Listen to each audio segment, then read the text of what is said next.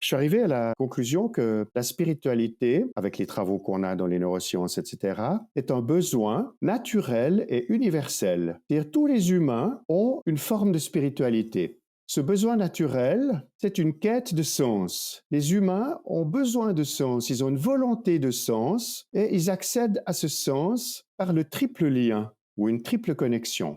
C'est la connexion avec soi-même, l'honnêteté, l'introspection, l'intégrité, la rigueur, la connaissance de soi. Ça, c'est le premier lien. Le deuxième lien, c'est le lien avec autrui. Reconnaître que les autres humains sont de même nature que nous, développer la capacité de se mettre à la place de l'autre, d'être capable de bienveillance, et comme disent les bouddhistes, de compassion. Et au christianisme, on parle de charité, mais c'est la même idée. C'est dans le fond de développer la fraternité. Et puis le troisième lien qui constitue la spiritualité naturelle et universelle, c'est le lien avec la nature et avec l'univers. Se savoir comme faisant partie de la nature, dans une création magnifique où on respecte les plantes, les animaux, où on admire les étoiles, les rivières, le ciel, voilà. Ça, c'est très important. C'est, dans le fond, une forme spirituelle de l'écologie aussi. Et puis, bien sûr, le troisième lien explore, dans le fond, les mystères aussi, les mystères de l'univers. Se savoir dans la finitude, savoir que le monde est bien plus grand que ce qu'on sait, que ce qu'on croit, et avoir une forme de respect pour ce qui est plus grand que nous, pour ce qui nous dépasse. Voilà. Ça, c'est la spiritualité, si on la résume, un besoin naturel et universel,